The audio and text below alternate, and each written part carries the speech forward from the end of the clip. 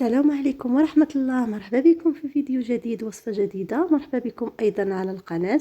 كنتمنى تكونوا بخير وعلى خير وفي أحسن الأحوال وانتم كتشاهدوا هذا الفيديو. اليوم بإذن الله غادي نحضر معكم شوربة الشامبينيون والكروفيت. كتجي لذيذة بزاف، واحد الشوربة اللي مميزة وغزالة بنينة بزاف وخفيفة، يعني ما كتجيش ثقيله بحال الشوربات الاخرين اللي تيكونوا، خصوصا الحريره اللي تيكونوا فيها القطنيه بزاف. يعني حتى هي زوينه، ولكن كتملوا، يعني كتبغيو تنوعوا، كتبغيو ديروا انواع اخرى ديال الشوربات. وعاد هاد الشوربه هذه ما كتاخذش منكم بزاف الوقت نهائيا. انا حضرتها في ربع ساعه، كانت واجده مقاده، يعني ما كتاخذش ليا الوقت بزاف. كنتمنى من كل قلبي ان الوصفه ديال اليوم تعجبكم، وتجربوا علاش لا، وتبارطاجيوها مع الاهل والمعارف ديالكم باش تعم الفائده. ولأول مرة كيزوروا القناة ديالي كنقول لهم مرحبا بكم. اشتركوا في القناة وفعلوا الجرس باش دائما يبقى يوصلكم كل جديد ديالي، وشكرا لكم. دابا غنخليكم مع المقادير والطريقة ديال التحضير وفرجة ممتعة. بالنسبة للمقادير، غادا نحتاج اول حاجة اللي مهمة في الوصفة ديالنا او الشوربة ديالنا اللي هو الكروفيت. كنحتاج 200 غرام اللي مقشر ومغسول مزيان، وعصرت عليه واحد شويه الحامض وخليته واحد شويه، عاد غادي نخدم به. كنحتاج كذلك واحد الجزره كبيره مبشوره او محكوكه كيف ما تشوفوا معايا، من بعد ما غسلتها مزيان وقشرتها وحكيتها على هذا الشكل، يعني شكل طولي. كنحتاج واحد البصله مشلضه كذلك او مطحونه، انا طحنتها في الهاشوار كتكون رقيقه شويه كما كتشوفوا معايا. وكنحتاج الشامبينيون، انا خديت غير المعلب، تقدروا ديروا حتى الطري الا كان متوفر. المهم انا خدمت بهذا، تقدروا تخدموا باللي متوفر عندكم. كنحتاج كذلك الشعريه الصينيه، من بعد ما غليت الماء وفرغته عليها وخليتها حتى كتطلق وقطعتها باش كيولي الشكل ديالها شويه قصير، ما تبقاش طويله. والملح والبزار ونشا الذره باش غندور الشوربه ديالي 3 ديال الملاعق كبيره ممتلئه نشا الذره. تقدروا تعوضوها بالدقيق الابيض فورس، هو كيعطي نفس النتيجه، يعني كيعطي نفس الختوريه. والكريمه السائله الخاصه بالطبخ ممكن تعويضها بالحليب. غندوزو للطريقه ديال التحضير. كناخذوا واحد القاميله وغنفرغوا فيها القليل من الزيت النباتي، تقدروا تمزجوا ما بين زيت الزيتون والزيت النباتيه. المهم غنفرغ واحد الكميه اللي مناسبه ديال الزيت النباتي فاش غادي نشحر او نقلي هذوك المكونات كاملين اللي عندي. صافي غادي نفرغ البصله، غنخليها تقلى واحد شويه، وغادي نزيد المكونات اللي موراها كاملين. صافي وغادي نحرك مزيان ونخليها تشحر في ديك الزويسه حتى كطيح شويه كتدبال، وكنبدا نضيف في المكونات الاخرى. ثقوا بيا الا جربتوا هاد الشوربه هذه غادي تعجبكم وغتولي معتمده عندكم، لانها خفيفه وزوينه، يعني تتاكلوا كتقدروا تزيدوكم، ما كتحسوش بانكم تقلتوا ولا، يعني زوينه ما فيهاش ديك القطنيه بزاف، كتجي خفيفه ولذيذه. هنايا في هذه المرحله هذه غادي نضيف المليحه والبزار صافي، وغادي نحاول انني نحرك باش كيندمج ليا داك المليحه والبزار مع البصله. وغادي نبدا نضيف المكونات الاخرى، الكروفيت، يعني كل شيء المكونات غادي نضيفهم باش غادي نشحرهم مع ديك البصيله صافي. ومن وراها كنمرق وكنخليها طيب غير واحد المده ديال 10 دقائق فقط، لان الكروفيت ما تيبغيش يطيب بزاف. الجزر كذلك محكوك، يعني ما كياخذش الوقت بزاف في الطيب.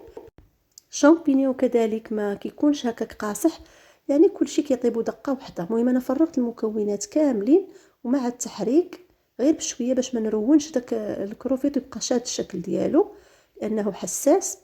المهم انا خدمت بهذا الكروفيت ديال الساشيه ماشي كونجلي، يعني كيكون في الثلاجه العاديه، ولكن ديال الساشيه. المهم ما جاتنيش الفرصه انني ندير لكم الصوره ديالو باش خدمت بالنسبه للناس اللي عايشين في فرنسا. اما تبارك الله المغرب بلادنا تبارك الله راه فيها الخير والبركه، راه كيكون المارشي كتمشيو كتاخذوا فخي، يعني طري وزوين وكتخدموا به عادي.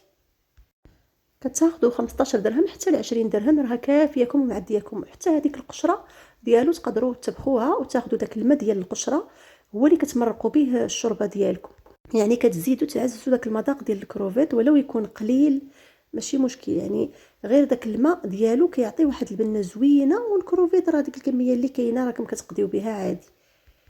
كيف ما كتشوفوا معايا هادوما المكونات، يعني شحرتهم مزيان حتى صافي، يعني هذيك الماء ما كيبقاش يتطلق، لان ضروري خيزو كيطلق الماء، البصله حتى الكروفيت كيطلق الماء. غنخليهم حتى كينشفوا، هذه مرحله مهمه باش كتجينا الشوربه بنينه. صافي من بعد ما كتنشف ديك المريقه كتنشف مزيان، كنزيدوا الماء عادي. بالنسبه للماء درتو بارد ماشي غليان، الماء بارد باش ما يخسرش ليا داك الكروفيت ويبقى شاد الفورمه ديالو، ما تيتفرتت ما والو. هنايا غنخلي الكاميله ديالي طيب واحد المده ديال 10 دقائق، يعني ما نكثرش عليها الطياب بزاف، غير كتبدا تغلي، كيبدا يغلى داك المرق ديالها، كنعطيها 10 ديال الدقائق كتطبخ صافي وكنطفي عليها. هنا من بعد ما طابوا لي المكونات ضفت الكريمه السائله الخاصه بالطبخ. كيف ما ذكرت في الاول ممكن تعويضها بالحليب. وهنا مع التحريك يعني كندور الشوربه ديالي عادي، فرغت الكريمه السائله ونخلي هذا الشيء يتبخ. وعاد من بعد يعني في الاخير غنفرغ النشا. هنايا باقي ليا مكون اخير عاد غنفرغ النشا اللي هو الشعريه الصينيه. صافي غادي نفرغها. صافي هنا فرغتها حتى الاخير. كنتمنى الفيديو ما يجيكمش طويل لانني خدمت معكم جميع المراحل. المهم بالنسبه للشوربه راه كتوجد بسرعه، ولكن هاد المراحل ضروريين باش تنجح معكم وتجيكم مزيانه وما تفلت لكم حتى شي لقطه من الوصفه او من الفيديو. وهنا في هذه المرحله فرغت نشا الذره من بعد ما خففتها بالقليل من الماء، يعني دوك 3 الملاعق. زدت عليهم تقريبا واحد نصف كاس ديال الماء، يعني كاس العنبه، وحركت مزيان في يعني ما بارد. وعاد فرغت على الشوربه ديالي. بالنسبه للقوام ديال الشوربه نتوما اللي كتحكموا فيه، يعني بغيتوها ثقيله بزاف ولا خفيفه. انا هنايا ما بين وبين، ما جاتنيش ثقيله بزاف وماشي خفيفه بزاف، ولكن نتوما غتحكموا في القوام كيف بغيتوه. تقدروا ديروا اكثر ديال النشا ولا الدقيق الابيض كيف ما قلت لكم، يعني راه كيعطي نفس النتيجه. غير انا كتعجبني النشا لانها كتبقى صحيه على الدقيق الابيض.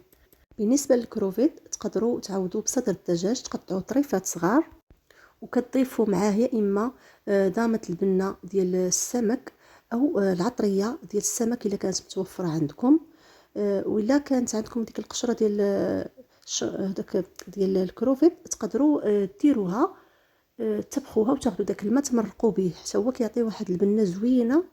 وديال هذا واخا ما كاينش الكروفيت، المهم كتديبانيو باللي كاين وصافي وكيجي المذاق زوين. الشوربه ديالي من بعد ما طفيت عليها النار كتجي على هذا الشكل. هنا باقا في الكاميله غنفرغها هنا في واحد الزليفه، وغادي نحاول انني نقربكم من الصوره. كتجي زوينه بزاف، خفيفه، رائعه جدا، كتستحق فعلا التجربه. كتعصروا عليها شويه الحامض وكتاكلوها بالصحه والراحه. كتجي بنينه بزاف وغاديه تعجبكم ان شاء الله، وخفيفه على المعده ديالكم، خصوصا الناس اللي ما تيبغيوش داكشي ديال القطنيه. هذه راه غتصلح لكم وغتعجبكم بزاف. كنتمنى الفيديو يعجبكم. لاول مره كيزور القناه ديالي ضغط على زر الاشتراك ويفعل الجرس باش دائما يبقى يوصلكم كل جديد ديالي. ودعموني بلايك، ولا عجبكم الفيديو حاولوا توصلوا لاكبر عدد من اللايكات وبارطاجيو مع الاهل والمعارف ديالكم باش تعم الفائده. كنشكركم على المتابعه وعواشر مبارك عليكم وشكرا لكم، والى اللقاء الى فيديو اخر.